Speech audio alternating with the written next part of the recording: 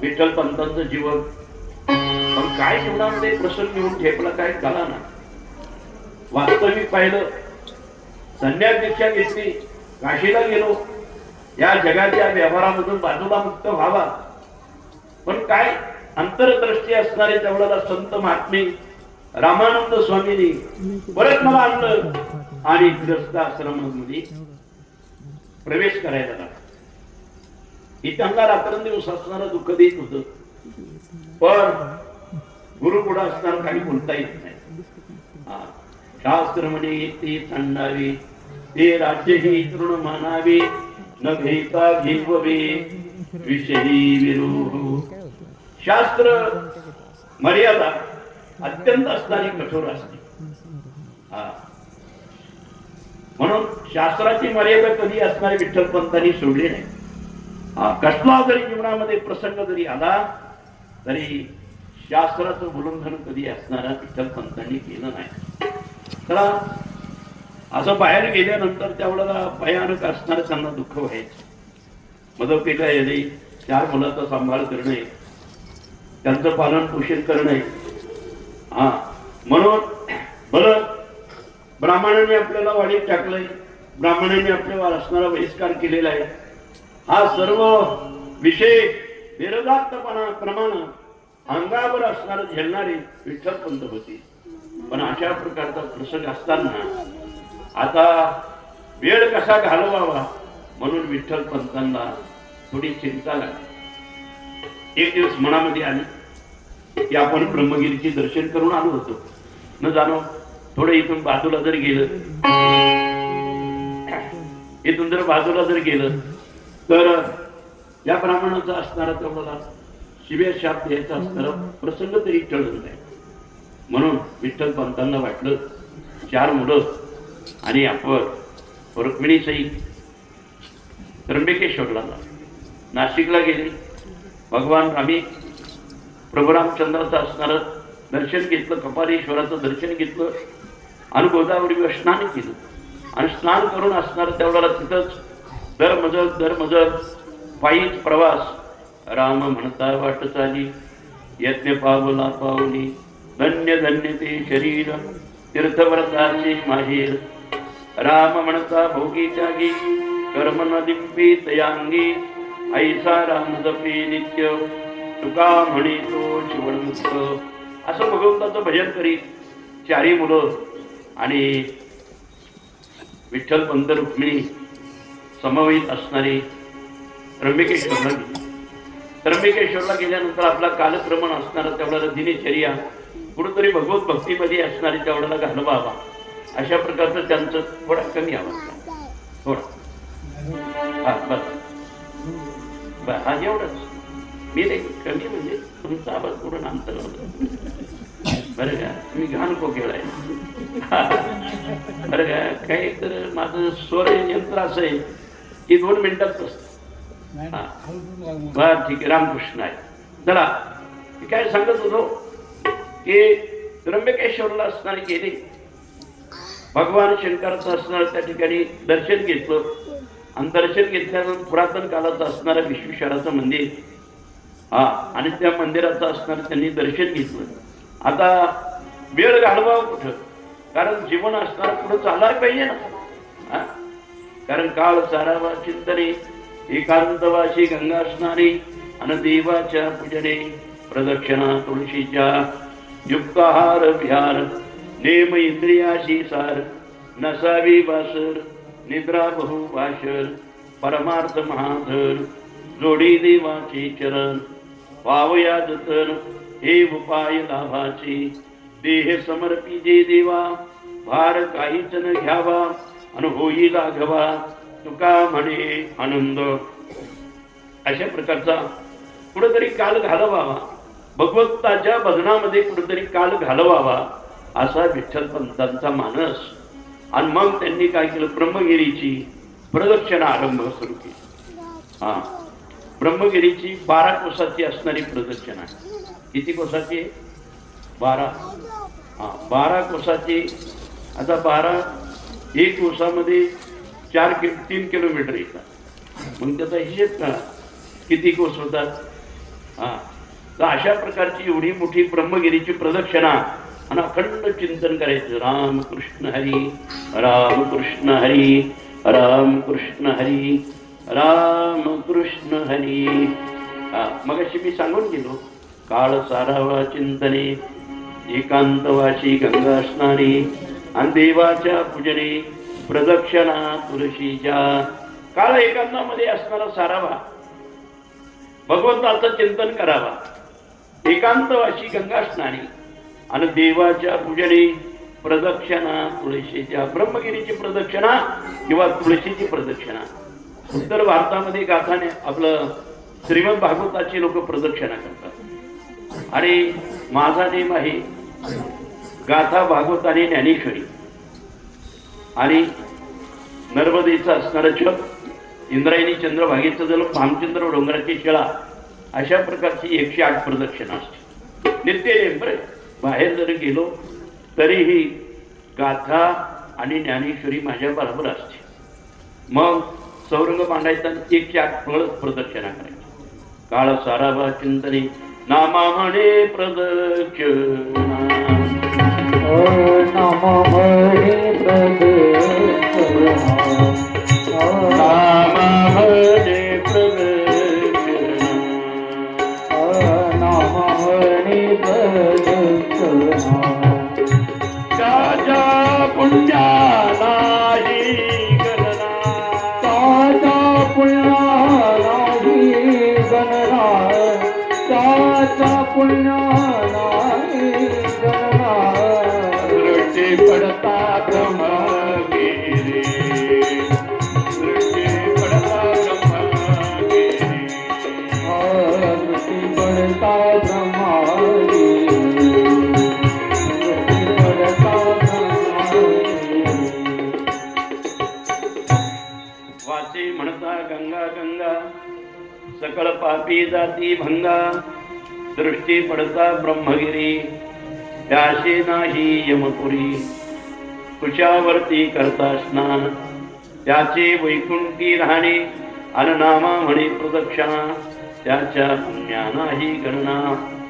प्रदक्षिणा जर केली तर तुम्हाला सांगतो त्याच्या पुण्याला गणना नाही. तुम्ही आता भामचंद्र डोंगर हे विद्यार्थी राहणारे, गाथा पाठ करणारे भामचंद्र डोंगराची प्रदक्षिणा करतात.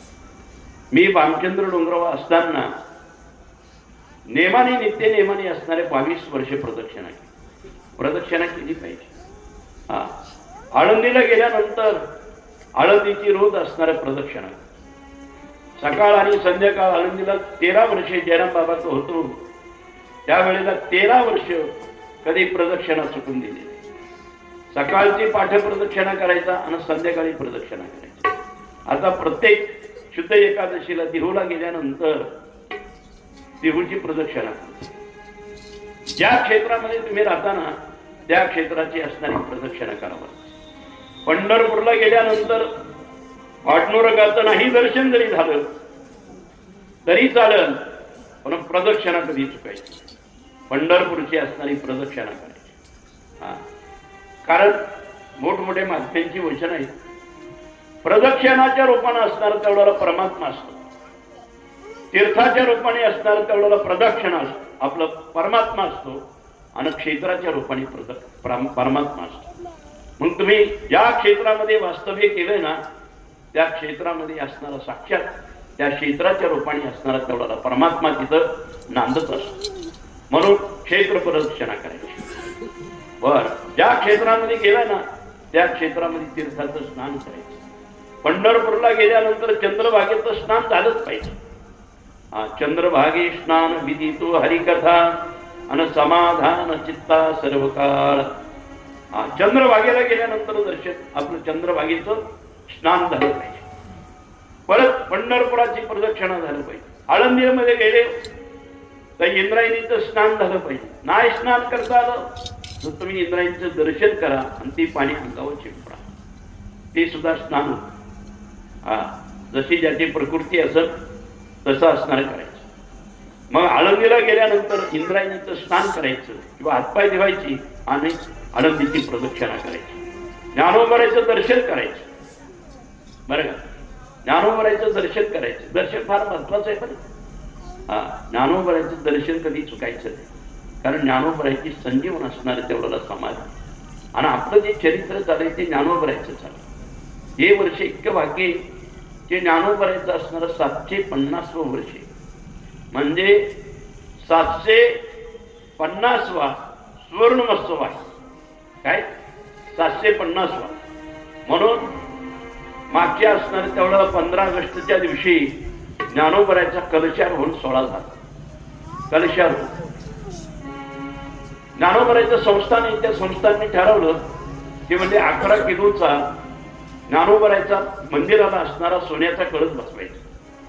किती? 11 किलो असा असणारा संस्थांनी अहवाल काढला आणि पत्रिका छापली आणि मोबाईलद्वारे असणारे तेवढा संदेश समाजाला गेला. लातूर जिल्ह्यामध्ये एक महिला आली. त्या महिलेनं काय जुन्या काळातलं सोनं असेल काय माहिती नाही, पण त्या माऊलीने 11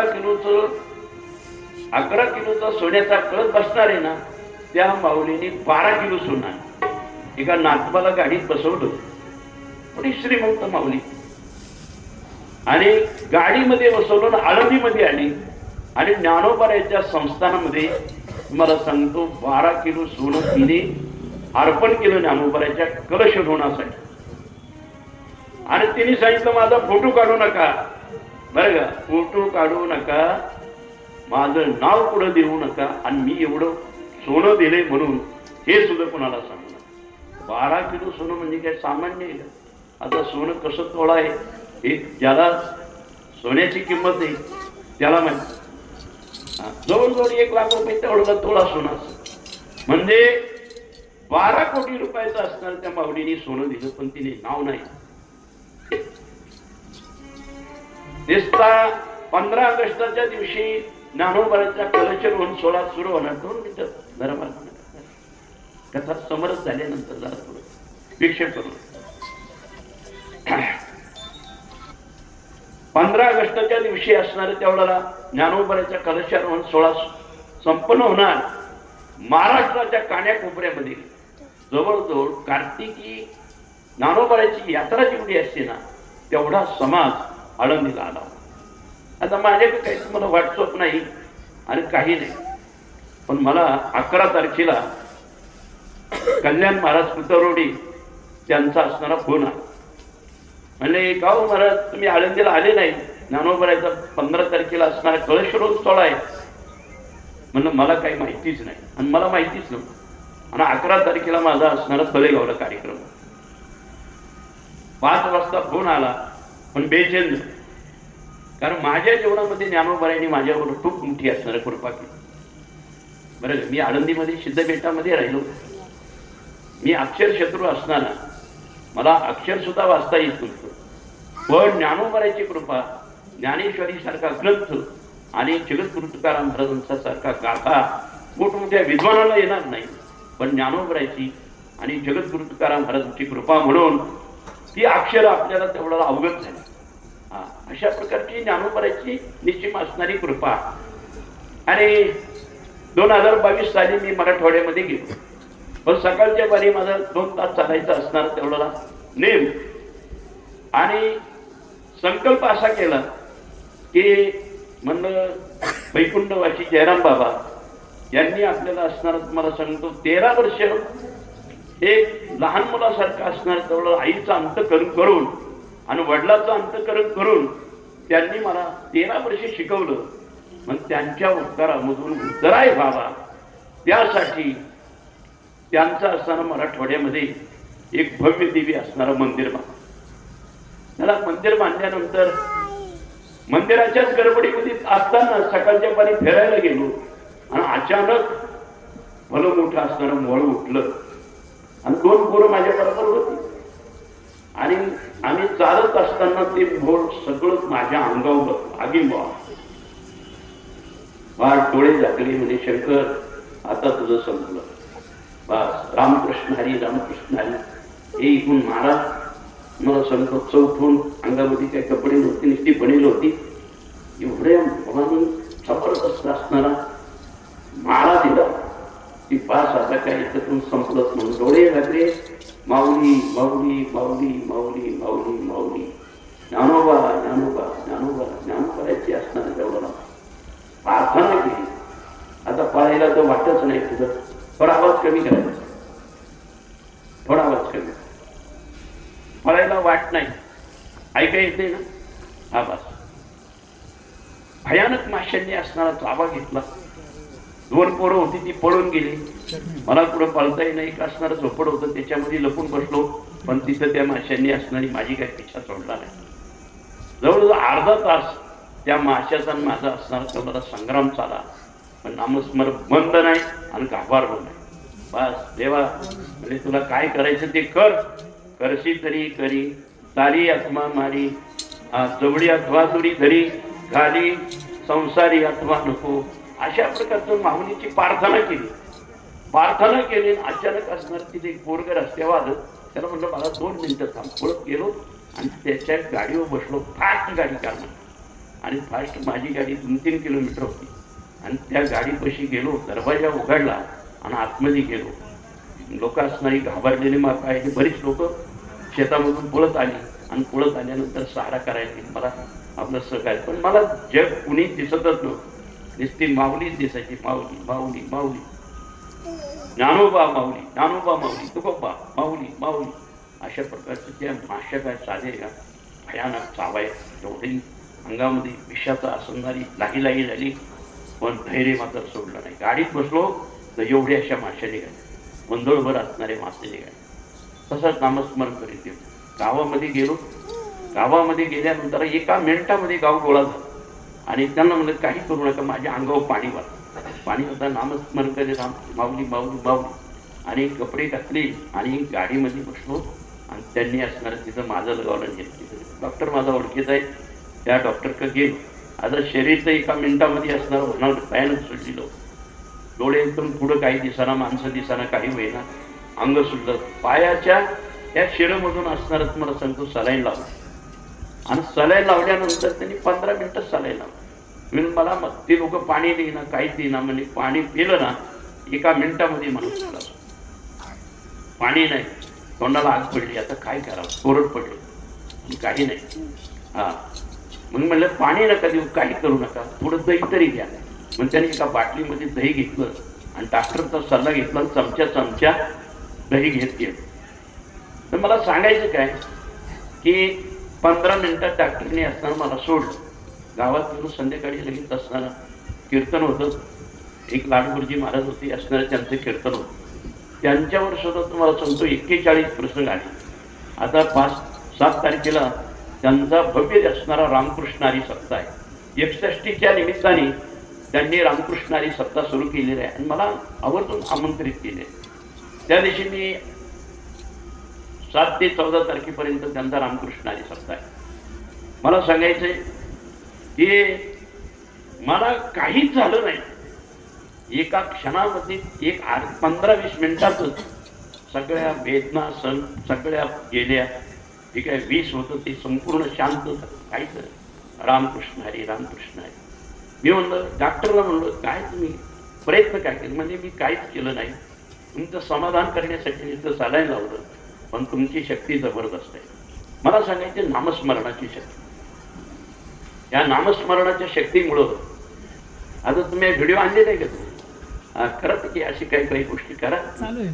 चांगले. तर तुम्हाला सांगतो हे जीवनातले अनुभव आहे बरं का. हे जीवनातले अनुभव आहे प्रत्येकाला घेण्यासारखे. तर संध्याकाळी कीर्तन झालं वगैरे काही नाही. नामस्मरणाची शक्ती. त्यावेळेला मला कळालं की ज्ञानोबाची केवढी निश्चिम असणारी माझ्यावर कृपा आहे. मला आनंद वाटला. 11 तारखेला कळालं की ज्ञानोबाच्या कलशारोहण सोहळा.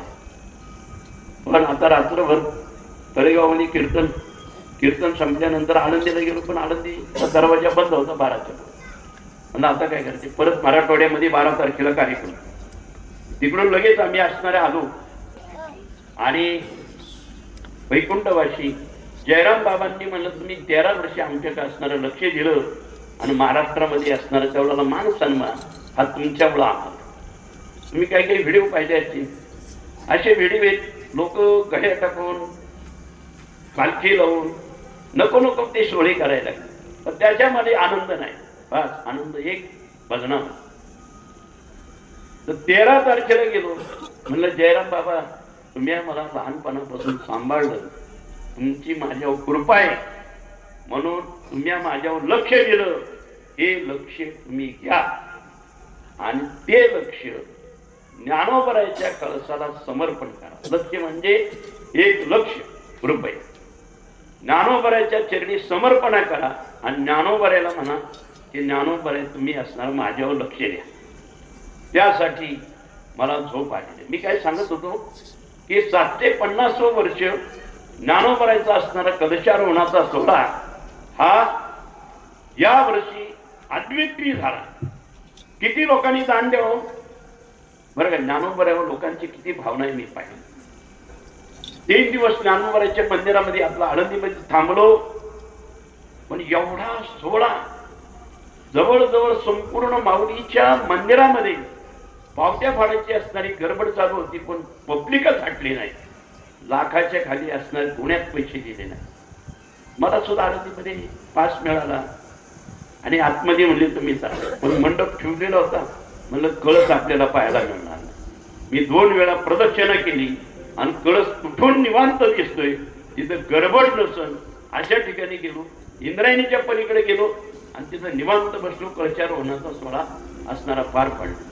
दत्ता महाराज म्हणले, ते कल्याण महाराज म्हणले, अहो तुम्हाला पास आहे बाबा, तुम्ही कशाला इकडे थांबता. वास्तविक पाहिजे दत्ता महाराजांचं माझ्यावर लय प्रेम आहे बरं का. लहानपणापासून तेवढा प्रेम.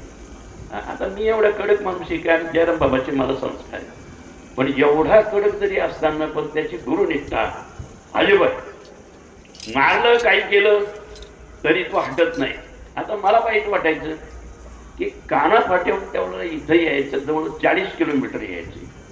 गर्दी किती, नवला कोंबड्याची ट्रॅफिक किती. इथं आल्यावर त्याला काय समाधान आहे का.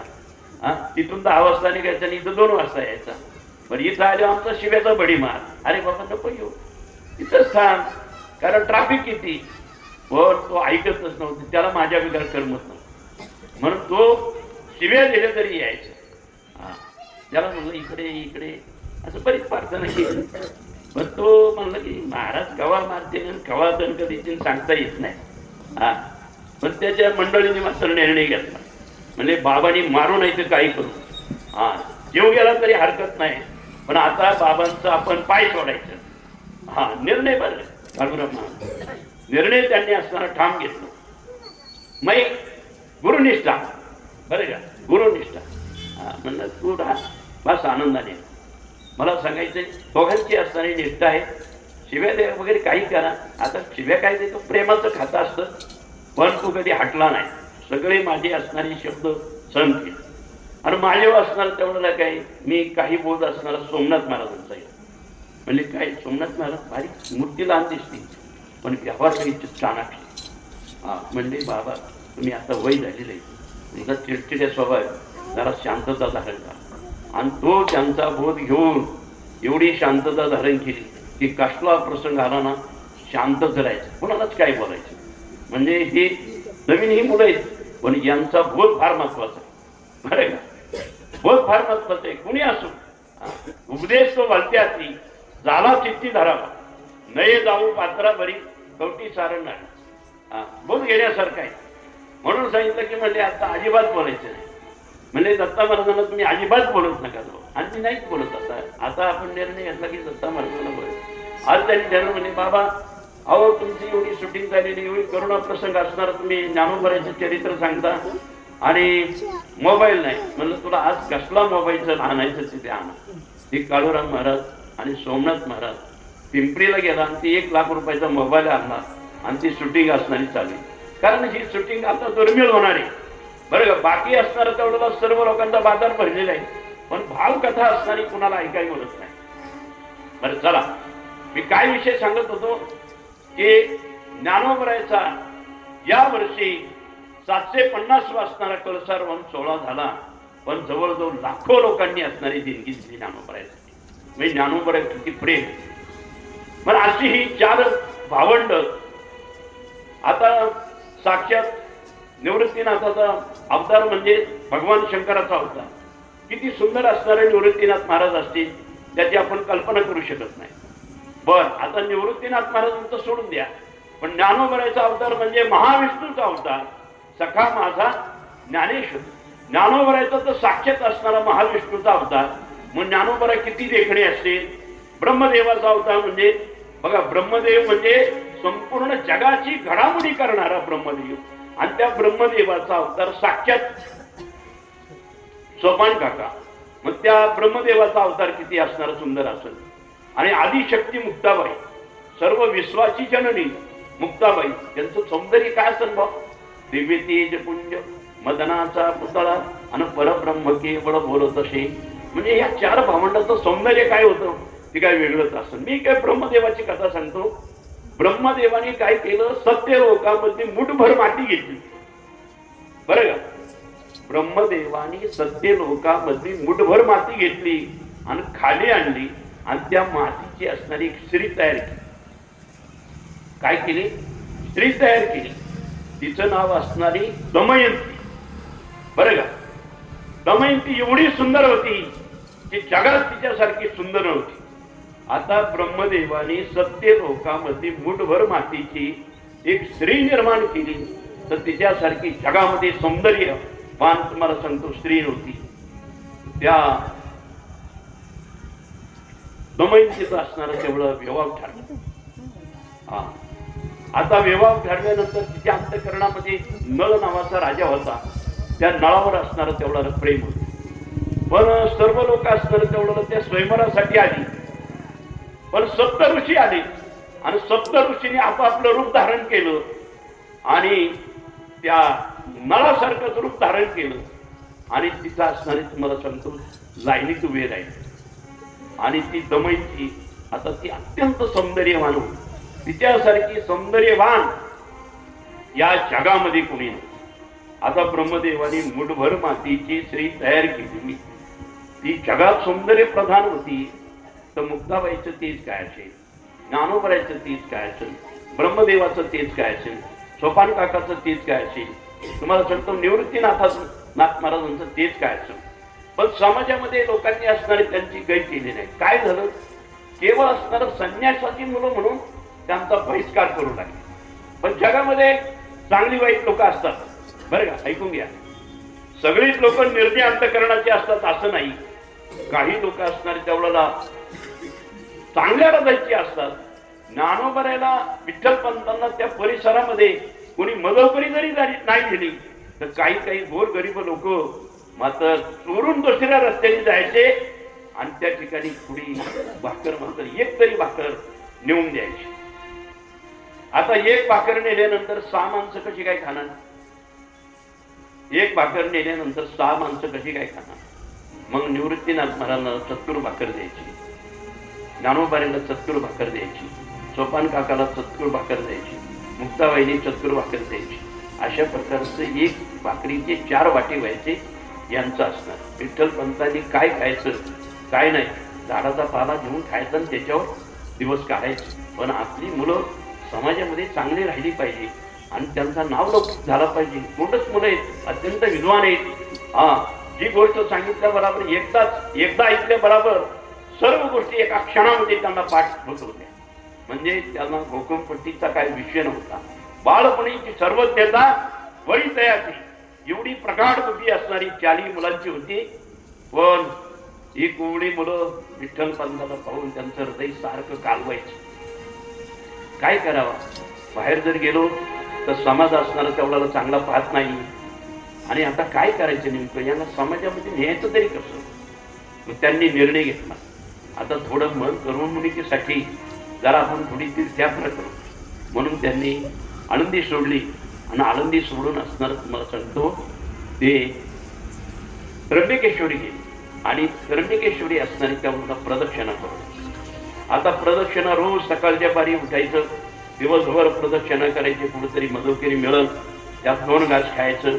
जुन्या काळामध्ये असताना एवढी काय मधुकरी मिळत नव्हती.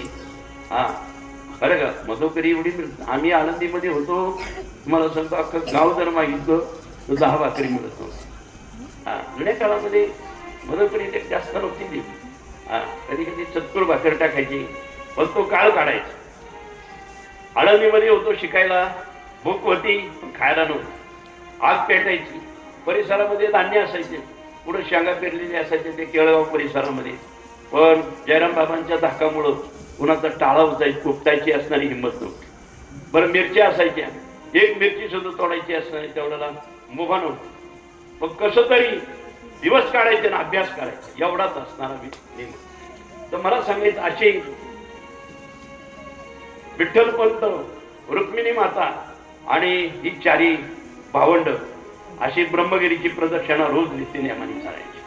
बस काळ सरावा चिंतने एकांतवाशी गंगा स्नाने देवाच्या पूजेने प्रदक्षिणा तुळशीच्या रोज असणारी प्रदक्षिणा करायची. रोज प्रदक्षिणा कधी चुकत नव्हती. मी सुद्धा ब्रह्मगिरीच्या असणाऱ्या 108 प्रदक्षिणा केली. बरं का, म्हणजे सांगायचं नाही का, पुढच्या माणसाने असणारी ती प्रदक्षिणा केली पाहिजे. प्रदक्षिणाचं महत्व आहे. 108 असणारी प्रदक्षिणा केली. अशा प्रकारच्या प्रदक्षिणा रोज चालू असताना भगवत चिंतनामध्ये आपला काळ घालावा आणि आपली मुलं सुखी राहावा, एवढाच विठ्ठलपंताचा मानस. पण एक दिवस काय झालं, गहिनीनाथाने एक असणारी अलौकिक माया प्रगट केली. माया अशा प्रकारची प्रगट केली की आपल्याला जे परंपरेगत असणारे जे ज्ञान आलेलं हे कोणाच्या तरी मार्फत दिलं पाहिजे, हे गहिनीनाथाच्या मनामध्ये. ही गुरु परंपरा कुठून आली? अनादि गुरु शंकरा लागोनी शिष्य परंपरा अनुभूताचा संसारा फेरीला गेली. भगवान शंकरापासून असणारी परंपरा. आदिनाथ गुरु सकळ दाता मच्छिंद्र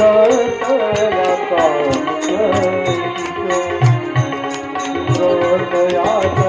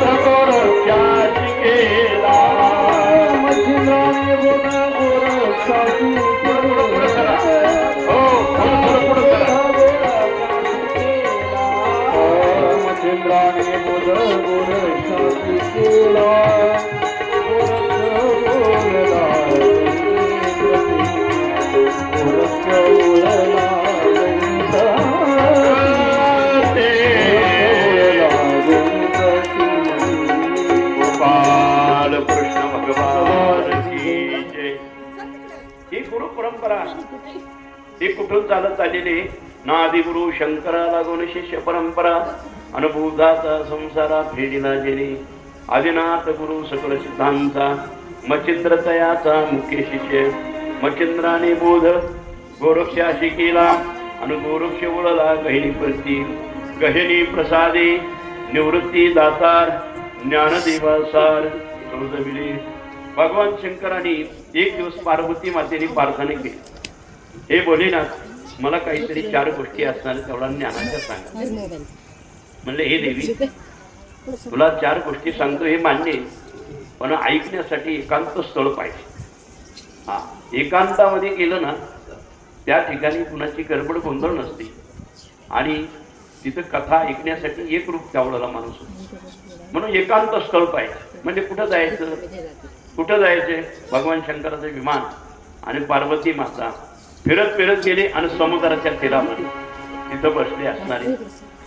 ते ज्ञान देण्यासाठी पार्वतीला ज्ञान सांगले. निसर्ग वातावरण आहे, समुद्र आहे, त्याच्या लहरी येत्यात आणि मस्तपैकी या ठिकाणी आपण काय करू, या सरोवराच्या तीरावर ज्ञान सांगण्याचा प्रयत्न केला. कोण्या? भगवान शंकराने. पण ते ज्ञान सांगत असताना पार्वती मातेने डोळे झाकले आणि डोळे झाकून तुम्हाला सांगतो त्या पार्वती मातेला भाव समाधी लागली. आता काही लोक म्हणतात पार्वती माता झोपली होती. अरे बाबा, ती पार्वती होती, ती काय झोपायला एवढी गेली होती का? बरे का भगवान शंकराचे तत्वज्ञान ऐकण्यासाठी असणारी तेवढा ती कशी रोपण हा ती काय साधी सामान्य आधी काय अर्धनारी नटेश्वरी पुरुषत्व चिमणारी हा म्हणजे अर्धनारी नटेश्वरी भगवान शंकराची असणारी पत्नी उमा आणि तिला तो उपदेश करत असताना तिला भाव समाधी लागली हा एखादी गोष्ट सांगत असताना ओंकारा माणसाचा होकारा लागतो वा गोष्ट सांगताना कथा सांगताना माणसाचं अवधान लागतं तरी अवधान एक वेळी दिजे मग सर्व सुखाची पात्र होईजे हे प्रतिज्ञर माझे उघडाई का अवधान म्हणजे लक्ष असणार पाहिजे पार्वती मातेला भाव समाधी लागली आणि ओंकारा देण्याचं थांबलं आणि त्याच वेळेला कवी नारायणाचा अवतार माशाच्या पोटामध्ये असणारा तुम्हाला सांगतो तो गर्भ होता आणि तो माशाच्या पोटामध्ये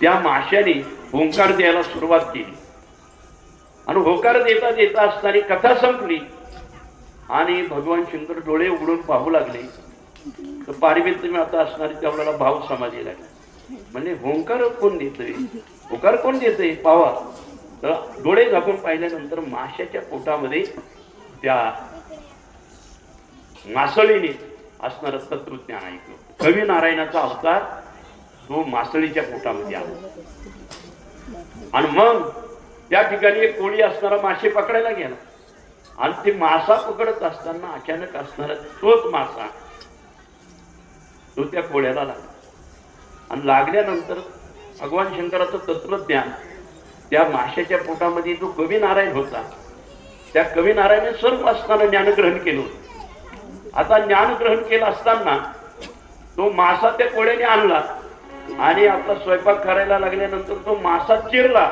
जसा चिरला का त्याच्यातून बालक निघाला म्हणजे सुंदर असणारं बालक म्हणजे काय दैव की एवढं मोठं आहे हा म्हणजे आपल्याला ते पुत्र संतान नव्हतं म्हणजे माशाच्या पोटातून का होईना बालक असणारं मिळालं भगवंताची कृपाची हा मग भगवंताची कृपा म्हणून त्या मुलाला असणारा त्या कोळ्याने सांभाळ त्याचं लालन पालन असणारं केलं पण मुलगा असणारा एवढं मोठं 5 वर्षाचं झालं बाळा तू उभं राहील 2 मिनिटं जाऊ किती वर्षाचं आहे हा 6 वर्षाचं आहे हे हुशार आहे अरे तू हुशारच असणार कारण तुझ्या आईचं नाव ज्योती कारण ज्योत म्हणजे प्रकाश देणार चला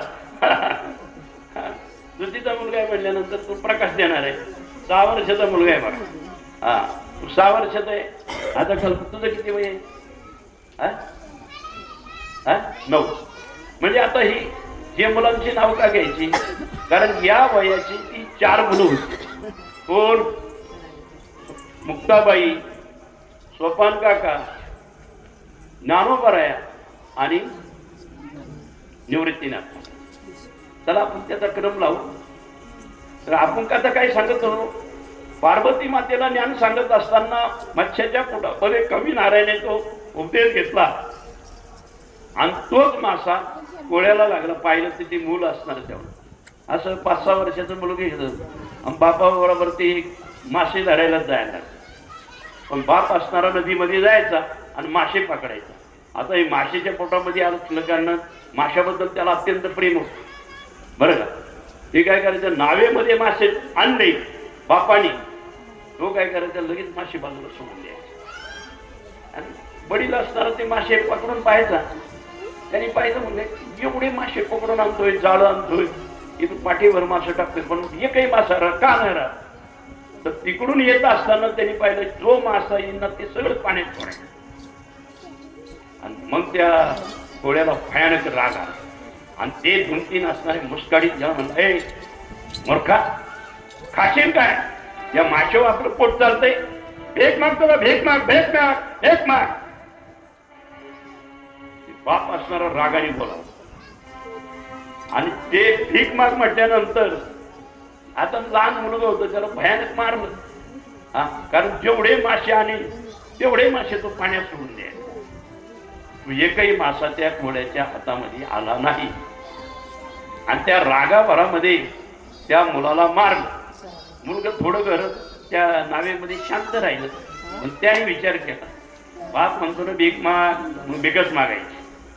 हे मुलग बाप तिकडं मासे धरण्याच्या तेवढ्याला याच्यामध्ये गुंग झाला आणि मुलग ते नावेतून उतरलं आणि त्याने रस्ता जो धरला तो डायरेक्ट असणार ती मुलग गेलेली. बस नामस्मरण करीत रामकृष्ण हरी.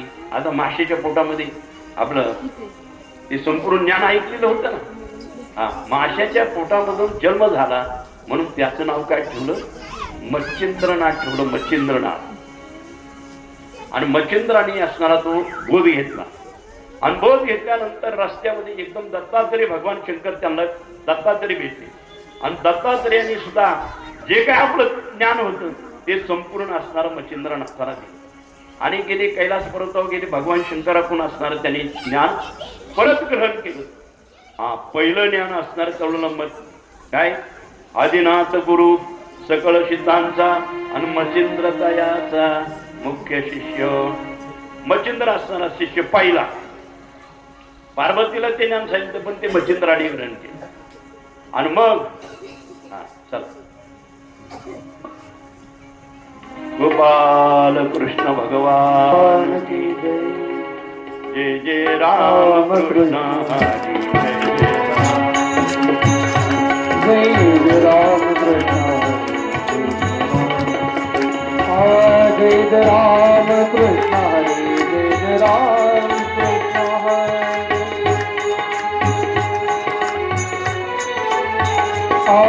जय राम कृष्ण हरे. जय राम कृष्ण हरे.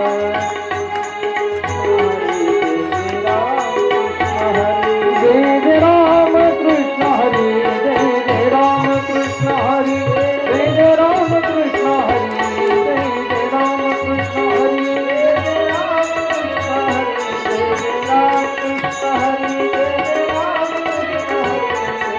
हरे. गोपाल कृष्ण भगवान की जय. मच्छिंद्रनाथ असणारे लहानाचे मोठे झाले आणि ते गावोगाव असणार तेवढ्याला समाजाला दीक्षा देण्यासाठी तेवढ्याला फिरू लागले. फिरत असताना एका घरी गेले आणि ओम भिक्षांदे.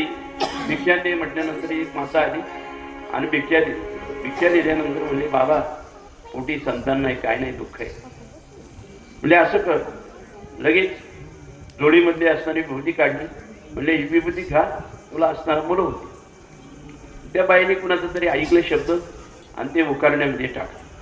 उकारण्यामध्ये टाकल्यानंतर 12 वर्षांनी परत मच्छिंद्रनाथ तिथं आले. म्हणजे मुलगा कुठे?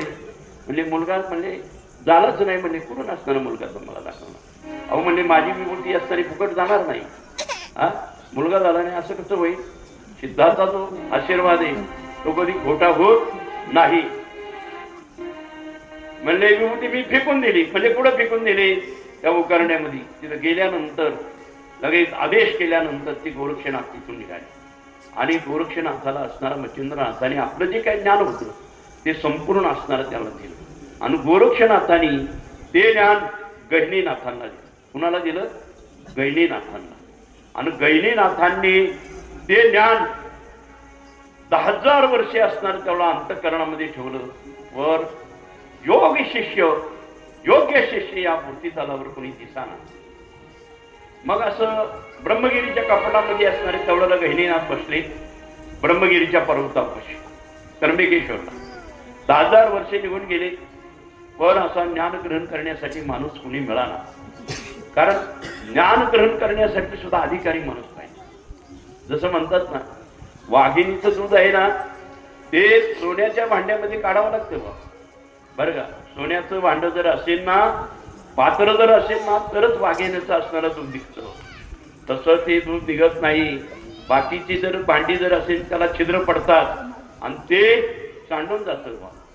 तसं ज्ञान ग्रहण करण्यासाठी अंतःकरणामध्ये श्रद्धेचं पात्र लागतं. श्रद्धामयोयम पुरुषो यो यः श्रद्धस्थ जीवया. म्हणजे श्रद्धा अंतःकरणामध्ये लागते. मग अशा प्रकारचं योग्य अधिकारी गहिनीनाथाला मिळाला. पण त्याला इकडे ब्रह्मगिरीच्या कपाटामध्ये आणायचं कसं? मग त्यांनी एक माया निर्माण केली. आता योगी पुरुष त्यांना काही करता येईल. त्यांनी भयानक सोसवट्याचा पाऊस, विजा चमकू लागल्या, तुफान वारा आणि त्यांची 4 भावंडाची विठ्ठल रुक्मिणीची प्रदक्षिणा चालूच असताना 5च्या सुमारामध्ये 4-5च्या सुमारामध्ये भलं मोठं वादळ निर्माण झालं आणि त्या वादळामध्ये अचानक असणारा वाघ आला. वाघ आल्यानंतर वाघ असताना डरकाळे फोडू लागला. बरं का, डरकाळे फोडू लागल्यानंतर त्या विठ्ठल पंतांना आणि रुक्मिणी मातेने 4ही भावंडाने वाघ पाहिला आणि भयानक सोसावट्याचा वारा, तुफान, पाऊस, विजा चमकू लागल्या. त्याच्यामध्ये डोळ्यामध्ये सगळी असणारी धूळ जाऊ लागली आणि काही पुढंच रस्ता दिसताना 4ही मुलं 4 रस्त्याला गेली. विठ्ठल पंत 1 रस्त्याला, रुक्मिणी 1 रस्त्याला आणि निवृत्तीनाथ महाराज 1 रस्त्याला आणि सोपान काका, मुक्ताबाई, ज्ञानेश्वर महाराज हे असे वेगवेगळ्या रस्त्याला गेले. अशा प्रकारचा भयानक मुसळधार पाऊस जवळजवळ 7, 8, 9 वाजेपर्यंत चालू राहील. 3 वाजल्यापासून तर 9 वाजेपर्यंत तुफान पाऊस, जिकडं तिकडं असणारं पाणीच आणि त्या जंगलामध्ये पाऊस उघडला. मुक्ताबाई हाका मारती ज्ञाना, सोपान काका हाका मारतो ज्ञाना, परत असणार तेवढ्याला निवृत्तीनाथ महाराज हाका म्हणतात ज्ञाना, कारण ज्ञानोबा सर्वच आवडीचा आणि मोठमोठ्याने हाका मारतात. अरे आहे का पुढे तुम्ही, मोठमोठ्याने हाका मारतात आणि त्या जंगलामध्ये शोधतात. पण कुणाचा कुणाला असणारा पत्ता लागाना आणि तेवढ्या याच्यामध्ये गहिनीनाथांनी एक योगी वाघाच्या रूपानं त्या निवृत्तीनाथ महाराजांना एका गुंफेमध्ये असणार त्या रामचंद्र जसा गुंफा आहे ना तशा गुंफेमध्ये आणि तो भिवून असणारा त्या गुंफेमध्ये गेला आणि गेल्यानंतर गुंफेपाशी गेल्यानंतर पाऊस असणारा शांत झाला. पाऊस शांत झाल्यानंतर तिची माया होती एका क्षणामध्ये गहिनीनाथांनी नष्ट करून टाकली. नष्ट करून टाकल्यानंतर पाणी उघडलं, इकडे तिकडे पाणी असणार तेवढं पोसायचं होतं, रस्ता दिसत नव्हता. ही 4ही भावंड कोणत्या एक दिशेला गेली होती आणि आई बापाचं अंतकरण असणारं कालवायला लागले. 4 मुलं कुठे गेल्या अशा अवस्थेमध्ये ते शोधतात पण मुलांचा पत्ता लागत नाही. मोठमोठ्याने आरोळी देतात, अरे ज्ञाना, निवृत्ती, सोपान, मुक्ता, अशा प्रकारे हाक मागतात. मग कुठून तरी आवाज आल्यानंतर थोडा सहारा मिळाला. मग ज्ञानोबाई तिथं आली, आईपाशी असणारे बिलगले.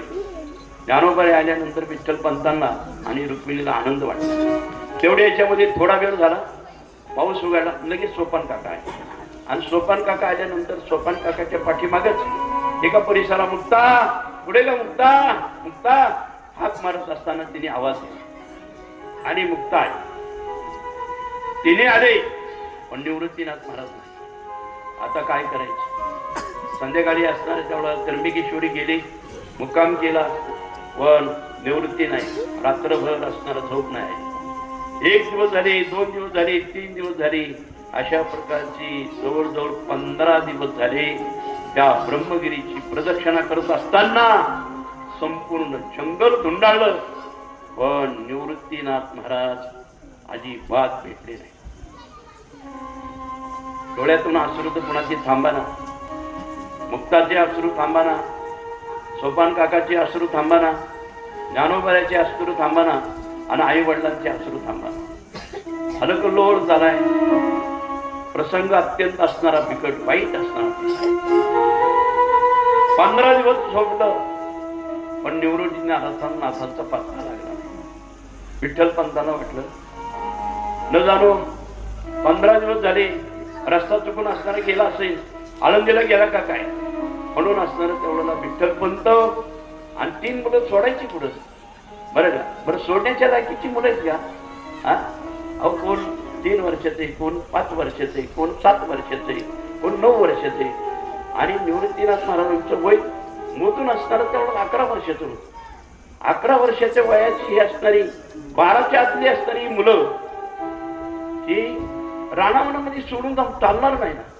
मग त्या मुलांना घेतलं आणि तसेच दर मदत करत असणार तेवढ्याला मुक्काम दर मदत करत करत आळंदीला आली.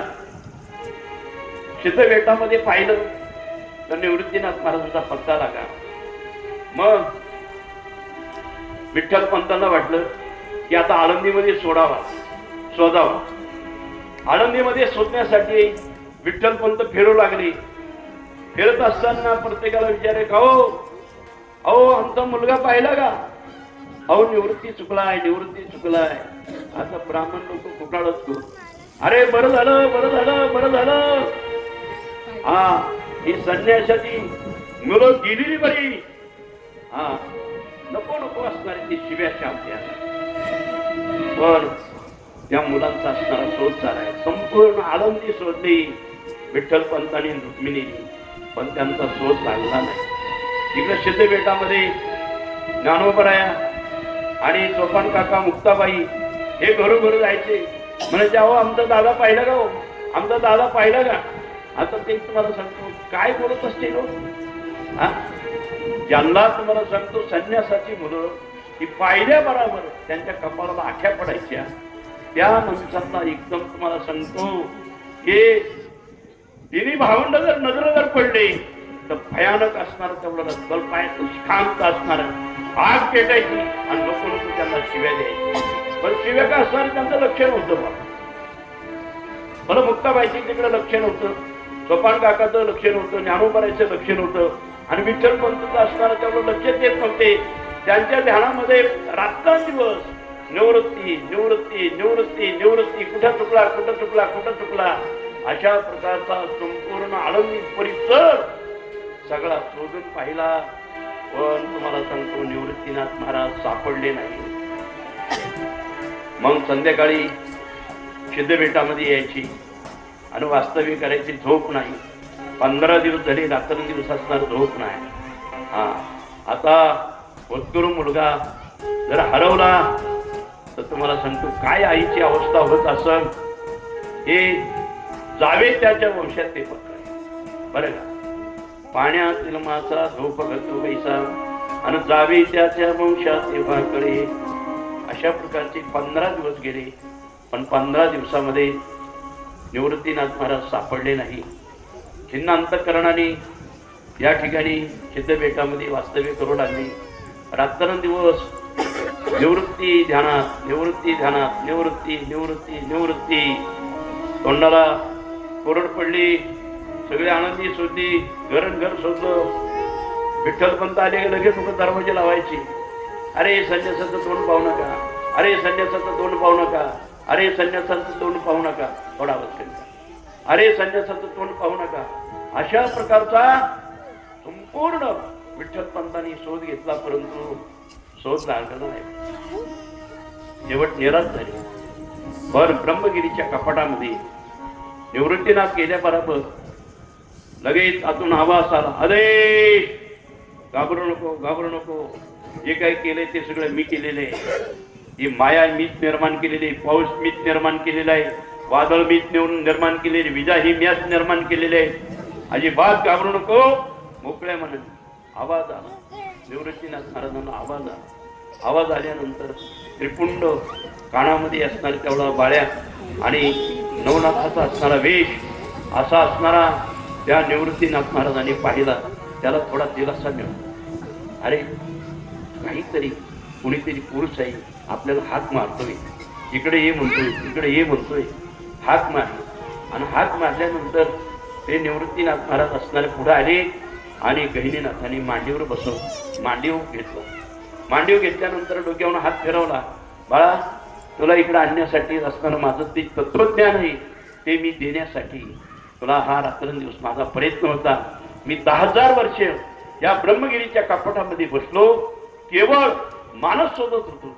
कोणतरी अधिकारी पुरुष येईल आणि त्याला असणारं हे माझं ज्ञान दे. म्हणून तू अधिकारी आहे, तुझं सामान्य नाही.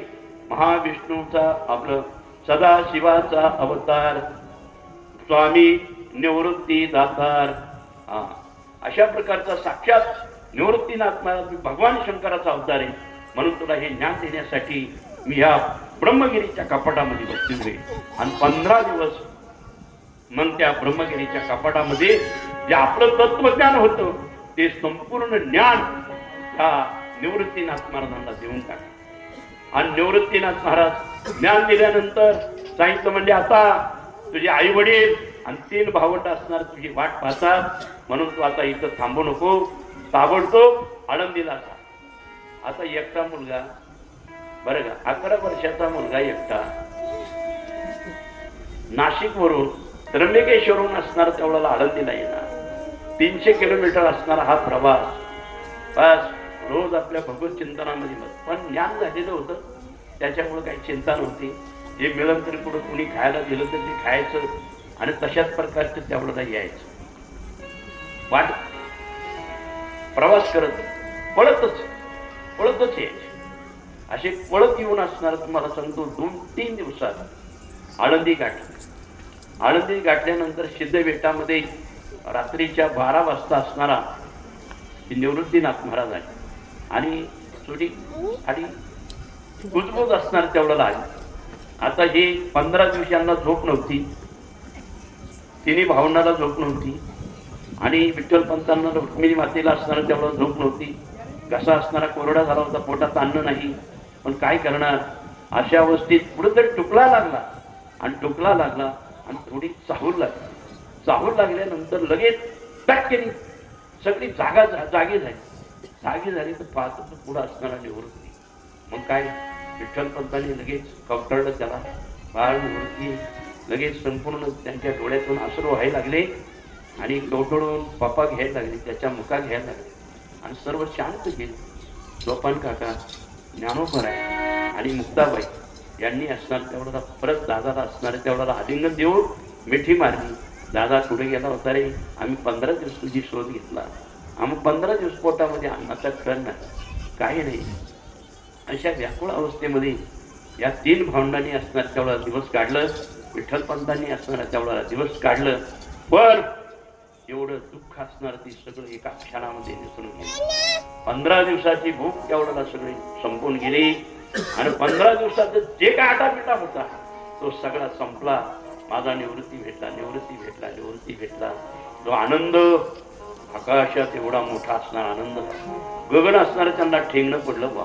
त्या आनंदाच्या भरामध्ये रात्रभर असणार तेवढ्याला त्याच्या बरोबर चर्चा करतात. अरे तू कुठे गेला होता?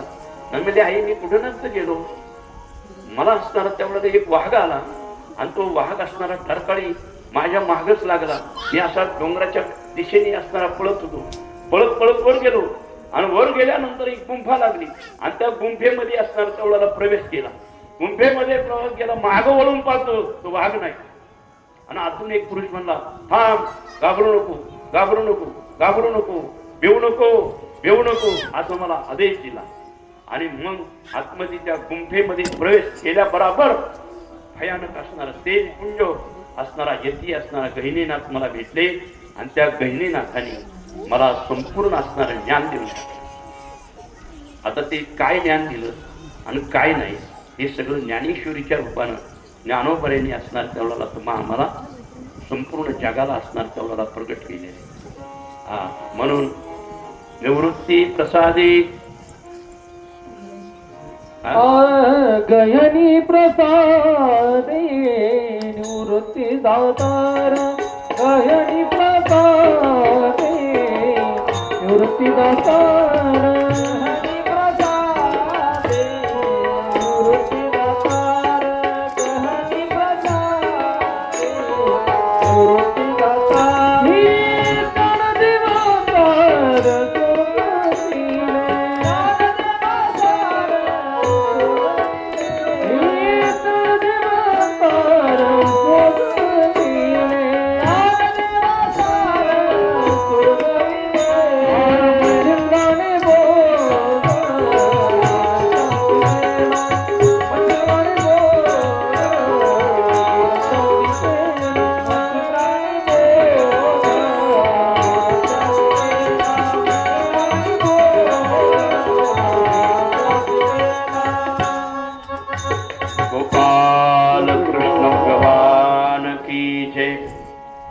निवृत्तीनाथ महाराज जरा ज्ञान संपन्न झाले. गहिनीनाथाचं जगदविद्या ब्रह्मसत्य हे संपूर्ण असणारे ज्ञान निवृत्तीनाथाला ग्रहण केले. आणि निवृत्तीनाथ महाराज मग ही 3 भावंड मग त्या ज्ञानाच्या गोष्टी रात्रंदिवस करू लागले. पण ज्ञानाच्या किती जरी गोष्टी जरी केल्या तरी म्हणतात ना, जरी झाला संन्यासी तरी माध्यांनी तोंड वाजी. संन्यासी म्हणून तर कोणी हो, पण भूक लागल्यानंतर त्याला काहीतरी पोटात टाकावंच लागतं. या न्यायाप्रमाणे विठ्ठलपंत सकाळी उठले आणि आळंदीमध्ये बाहेर पडले आणि आनंदाच्या भरामध्ये लोकांना सांगू लागले, अहो माझा मुलगा सापडला होतो, माझा मुलगा सापडला, निवृत्तीनाथ महाराज सापडला, सापडला, सापडला, सापडला, सापडला. आता सापडला म्हणल्यानंतर ऐकणाऱ्यांनी तुम्हाला सांगतो त्यांना काय गोड वाटला असेल तो. त्यांच्या मनामध्ये पहिला त्याच्याबद्दल तेवढा भयानक द्वेष. नुसतं नाव सापडलं म्हणल्यानंतर तुम्हाला सांगतो त्यांची तळपायाची आग मस्ता लागली. अरे बरी बेत केली होती, पण कोणाकोण आली. विठ्ठलपंत फिरायला लागले आणि थोडी फार मदतकरी मागू लागली, पण त्या परिसरामध्ये कुणी मदतकरी देईना बुवा. पण त्या परिसरामध्ये, केळगावच्या परिसरामध्ये विठ्ठलपंताचा मित्र भोजलिंग काका राहायचे. कोण राहायचे? भोजलिंग काका. आता ते सुतार पेशाचे होते. थोडे कुणाचं शेतामध्ये काम काय असेल, कुणाचं आवड भरणं, कुणाचं असणार तेवढ्याला फाळ मोडणं वगैरे काय असेल ते मला सांगितलं, जानवळं मोडणं, कुळव भरणे वगैरे कधी कधी असणारे मोकळी कामं करून द्यायची फुकट. कोणाला काही पैसा वगैरे काही घेत नव्हते. मग ते जरा थोडे लोकांना जवळीक वाटत होते. मग त्यांना दोन घास असणारे खायला द्यायचे. त्यांना काही मिळून तिथं खायचे, मिळून तिथं राहायचे. त्यांचं काय असं काही थोडं बेरड नव्हतं, काय नव्हतं, एकटाच असताना महात्मा. पण या विठ्ठलपंताबद्दल त्यांचं अत्यंत प्रेम होतं. मग ते काय करायचे, कोणी भुईमुग जर काढून जर गेले, आता भुईमुग काढल्यानंतर माग असणारे शेंगा राहायचे, मग ते चाळायची शेंगा आणि एवढ्या अशा शेंगा गोळा करायचे. दिवसभर सकाळपासून संध्याकाळ रामकृष्ण हरी, रामकृष्ण हरी, रामकृष्ण हरी, शेंग मिळून ती असणारी पिशवी टाकायची, रामकृष्ण हरी, रामकृष्ण हरी, अशा एवढ्या अशा शेंगा गोळा करायच्या. आणि ते शेंगा गोळा केले का मग संध्याकाळी अंधाराचं त्या सिद्ध बेटामध्ये जायचं. आणि सिद्ध बेटामध्ये गेलं मग ही चार भावंड आणि विठ्ठलपंत. आता विठ्ठलपंत कशाचे खायचे हो? जरी भूक जरी लागली तरी खाता येत नाही भाऊ. मग त्या मुलांना असणार ती शेंगा फोडून द्यायची. मग त्यांनी निवृत्तीनाथ, सोपान काका, मुक्ताबाई, नानूबाई यांनी असणाऱ्या शेंगावर दिवस काढायचे आणि त्याच्यावर झोपायचे. अशा प्रकारचे त्यांनी पूर्ण पद्धत तरी मिळत नव्हती. पण यांचा क्रम रोज चालू. कुणाचा? भोजलिंग काकाचा रोज असणारा क्रम चालू. जगामध्ये सगळे जरी तुम्हाला सांगतो वाईट लोक जरी असले तरी 4-2 लोक काय होईल तेवढ्याला चांगले असतात, सहारा देणारे असतात. अरे बरं, लोकांनी असणारे याच्यावर बहिष्कार टाकलेला आहे, यांना वाढीव टाकलेले, पण त्यांच्याकडे दोष नाही, ते निर्दोष आहे.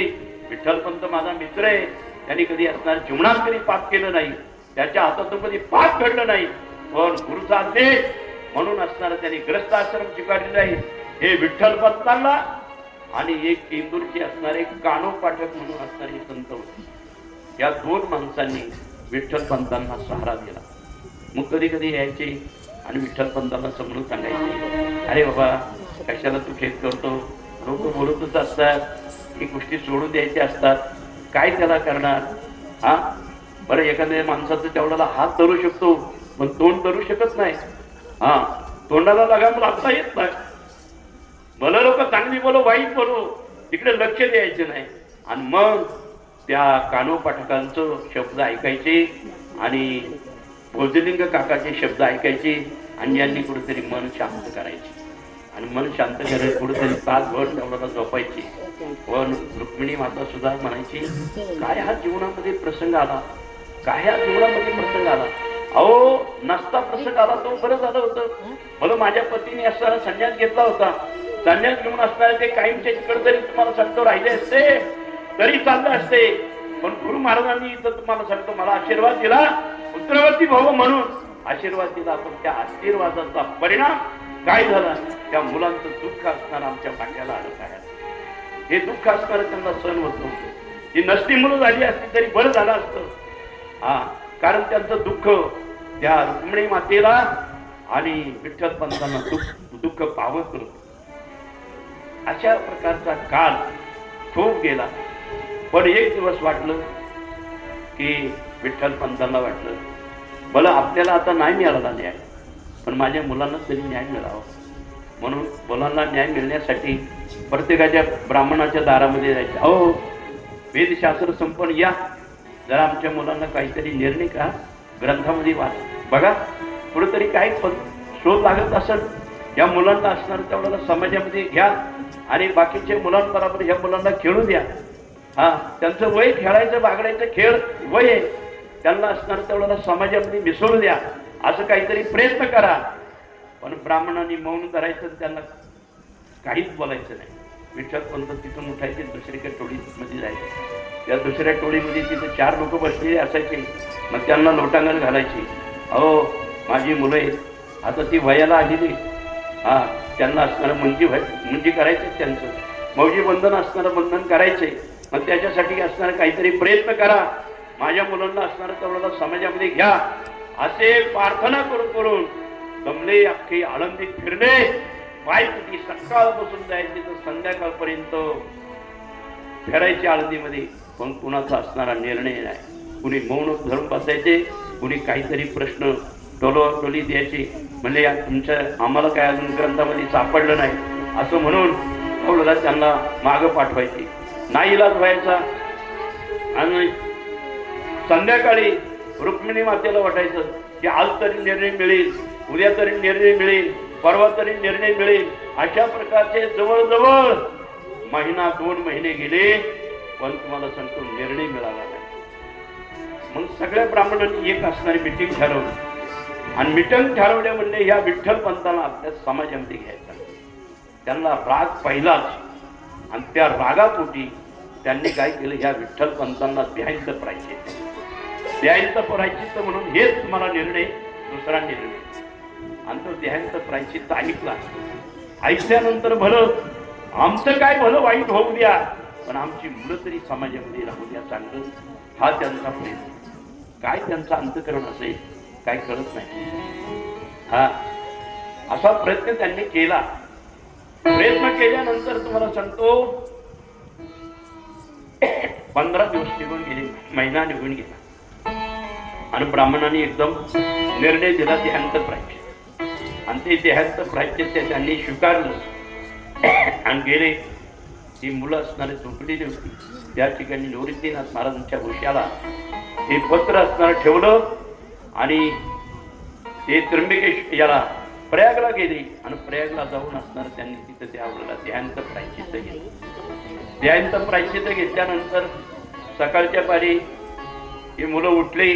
उठल्याला बरोबर आई वडील नाही म्हणल्यानंतर अंतःकरणामध्ये काबूर उठलं की आता आई वडील नाही, पुढे गेले.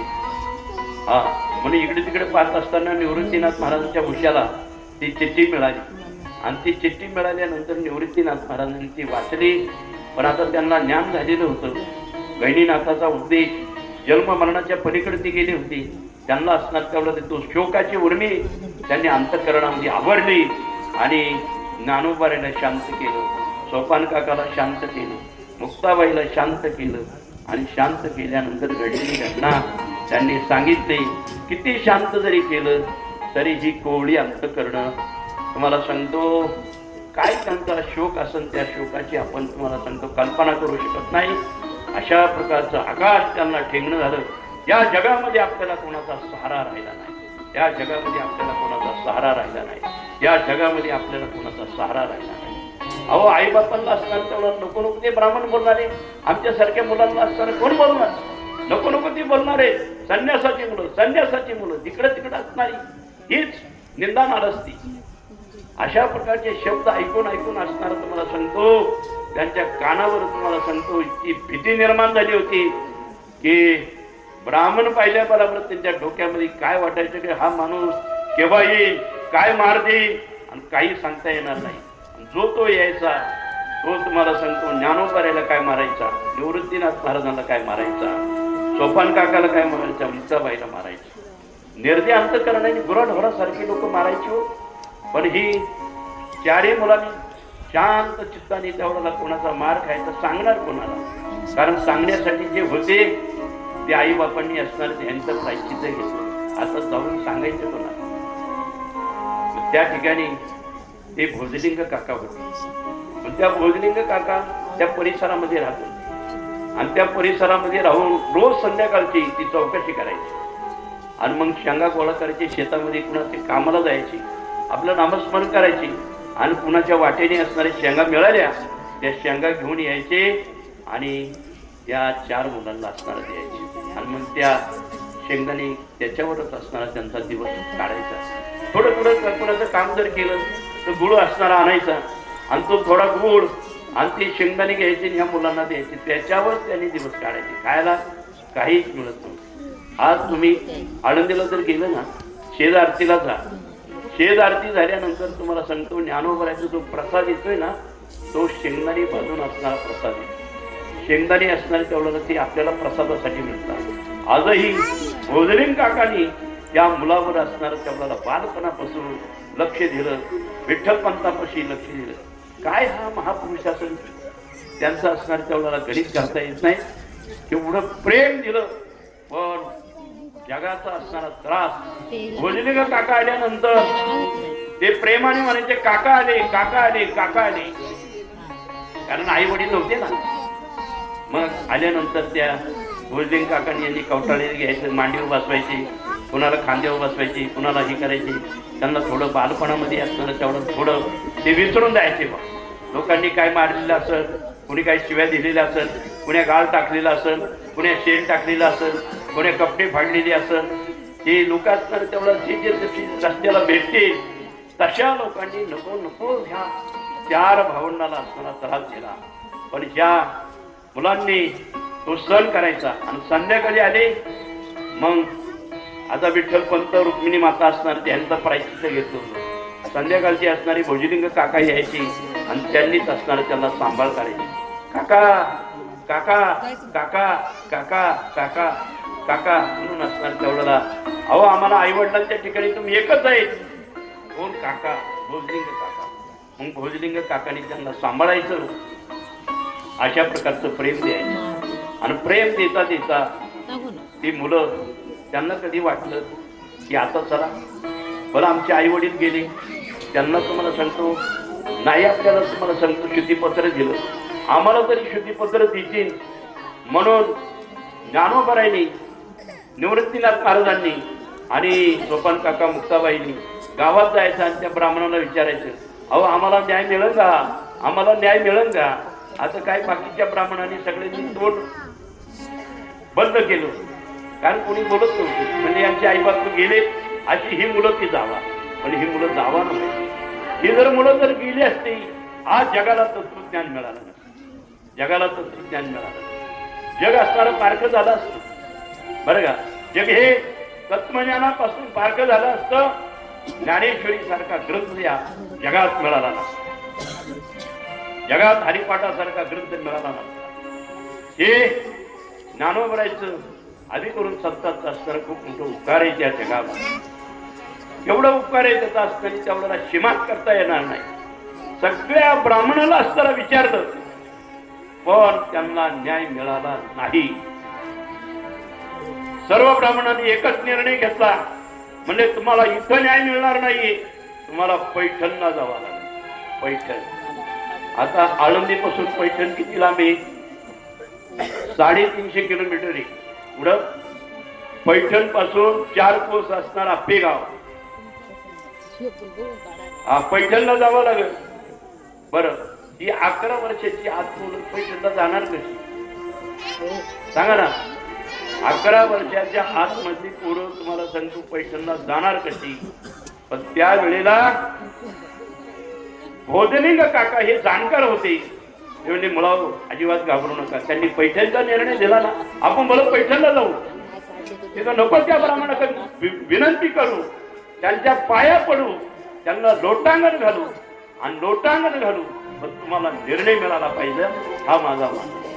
मग ही 4ही मुलं असणारी घ्यायची आणि भोजलिंग काकांनी प्रत्येक गावामध्ये मुक्काम करून मदतकरी मागायची, ह्या 4 मुलांचं पालनपोषण करायचं. अशा प्रकारचं चालत चालत चालत चालत चालत असे पैठणला गेले.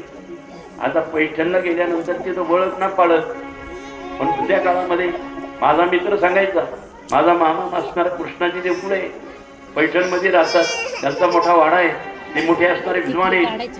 हा, हे भोजलिंग काका ऐकून होते. आणि मग त्यांनी सांगितलं, मला घाबरू नका. हा, तुमचे वडील म्हणत होते कृष्णाजी देवपुढे माझे मामा आहेत, मोठे विद्वान आहेत, आणि त्यांचा शोध घेईल. आणि पैठण मध्ये ही मुलं गेली आणि गोदावरीच्या तीरावर गेली, एका घाटावर बसवली चारी मुलं, आणि गावामध्ये शोध घेतला. आणि शोध घेऊन विचारलं, म्हणजे कृष्णाजी देवपुढे कुठे राहतात. मग काही लोकांनी घर सांगितलं, म्हणजे असं असं सरळ जा. आणि सरळ गेल्यानंतर पुढं असणारं पिंपळाचं झाड लागेल, आणि पिंपळाच्या झाडाच्या पलीकडच कृष्णाजी देवपुढेंचा भला मोठा असणारा वाडा आहे. आणि तो वाडा असणारा तिथं जाऊन तुम्ही भेटा त्यांना. आणि मग बराबर असणारे भोजलिंग काका त्या ठिकाणी गेले, आणि गेल्यानंतर ते पूजापाठ करूनच तुळशीला पाणी घालण्यासाठी बाहेर आले कृष्णाजी देवपुढे. आणि तुळशीला पाणी घालणार, तुळशीला पाणी घालतो, सूर्याला अर्घ्य दिलं आणि नमस्कार केला. आणि नमस्कार केल्यानंतर बाहेर पाहिलं तर लगेच भोजलिंग काका आले आणि यांनी लोटांगण घातलं. कुठून आला? म्हणजे आळंदीहून आलो. कोण? आपलं नाव काय? म्हणले माझं नाव असणार भोजलिंग काका पांचाळ, म्हणजे भोजलिंग नाव. पण ही मुलं चारी मुलं काका म्हणतात म्हणून काका, भोजलिंग काका. बर, काय निर्णय? म्हणजे माझे मित्र असणारे त्यावेळेला विठ्ठलपंत होते. अरे विठ्ठलपंत, अरे तो माझा भाषा आहे लाडका. हा, पुढे पुढे. विठ्ठलपंताचं नाव घेतल्यानंतर त्याला गहिवरून आलं कृष्णाजी देवपुढ्यात. म्हणजे कुठे? त्यावेळेला भोजलिंग काकाच्या डोळ्यातून अश्रू वाहिले, पण त्यांनी कुठेतरी मन स्थिर केलं. म्हणजे उदय, जी घटना ती घडून आहे ती घडली. म्हणजे ब्राह्मणांनी असणार, तुम्हाला सांगतो, चुकीचा निर्णय दिला. आणि विठ्ठलपंत आणि रुक्मिणी यांनी असणार त्यावेळेला देहांचं प्रायश्चित्त केलं. लगेच मटकेने खाली बसले, तांब्या खाली ठेवला, आणि ते डोकं बडवू लागले. डोकं बडीत असताना अरे रे रे, माझा लाडका भासा, अरे विद्वान होता, सर्व शास्त्र त्यांनी कधी गोकमपट्टी केली नाही. बा, गोकमपट्टी न करताच जे सांगत ते असणारा अवगत करायचा, आणि सर्व शास्त्रामध्ये निपुण झालेला एवढा असणारा माझा भाषा. पण काय त्याच्यावर प्रसंग आला. मग शांत केलं काकांना, आणि भोजलिंग काकांनी असणारं शांत केलं. चला चला चला, घरात या, घरात या. घरामध्ये गेली, कोंबडी बसायला टाकली, पाणी असणारे दिलं, पाणी प्यायला दिलं, पाणी पेले. आणि संपूर्ण सविस्तर विठ्ठलपंताचा विस्तार जो काही इतिहास तो भोजलिंग काकांनी असणारा कृष्णाजी देवपुढेला सांगितला. दोन मिनिट. कृष्णाजी देवपुढेला सांगितला, आणि सांगितल्यानंतर सांगितलं की म्हणले विठ्ठलपंताच्या पोटी असणारे 4 मुलं जन्माला आहे. म्हणले 4 मुलं जन्माला ती कुठे? मग त्यांनी सांगितलं, म्हणजे ती घाटावर बसवली. अरे रे रे, आणा आणा माझी नात. मग लगेच असणारे भोजलिंग काका गेले, आणि जी घाटावर जी बसवलेली मुलं होती ना, त्या मुलांना असताना तिथं त्या कृष्णाजी देवपुढीच्या घरी गेले. त्यांचं वय झालेलं होतं, ते वयवृद्ध झाले होते, पण विद्वान होते. आता घरी गेल्यानंतर त्यांनी लगेच त्या स्नानपान असणारे त्या मुलांना घातलं, आंघोळ पांघोळ केली असणारे, त्यावेळेला लाडाने असणारे मुके घेतले. आणि जेवढी गुंडस मुलं पाहिल्याबरोबर त्यांना अत्यंत आनंद वाटला. बरं, माझा भाषा का जाईना, माझी असणारी त्यावेळेला भाषेची पत्नी का जाईना, पण 4 मुलं का होईना, ती त्यांच्या पोटी आलेली अत्यंत गुंडस आहेत, सुंदर असणारी मुलं आहेत. ठीक आहे. मग सगळं झालं, आणि त्यांना दोन्ही असणारे खावण दिलं. आणि दिल्यानंतर भोजलिंग काकाला बोलवून, काय आमचा प्रश्न आहे? म्हणले आम्ही आळंदीमध्ये यांना शुद्धीपत्र आणण्यासाठी खूप प्रयत्न केला, पण आळंदीच्या ब्राह्मणाने असणारा यांना शुद्धीपत्र दिलं नाही. म्हणून ते म्हणले की पैठणला जा आणि तिथं धर्मसभा भरवा, आणि त्यांच्याकडून असणारा हा निर्णय मागून आणा, त्याच वेळेला यांना शुद्धीपत्र मिळेल. अशा प्रकारचा निर्णय त्यांनी सांगितलं. म्हणले काही घाबरू नका, उद्या मी तुम्हाला तो निर्णय बराबर देणार. म्हणून आजची जी कथा या ठिकाणी थांबलेली. आपण कृष्णाजी देवपुढीच्या घरी असणारे गेलेले. उद्या जे पैठणमध्ये जे काय ज्ञानोबांनी जे काही चमत्कार केले, आणि जे काही त्यांच्या जीवनामध्ये घटना घडल्या, त्याचा इथून पुढे असणारा उर्वरित राहिलेल्या 8 दिवसामध्ये त्या चरित्राचा विचार करून झालेली सेवा या ठिकाणी पुंडलिकावरती श्री विठ्ठल श्री ज्ञानदेव तुकाराम पंढरीनाथ भगवान की जय. मौली ज्ञानेश्वर आलदी का कण कण बोले श्री ज्ञानोबा माऊली.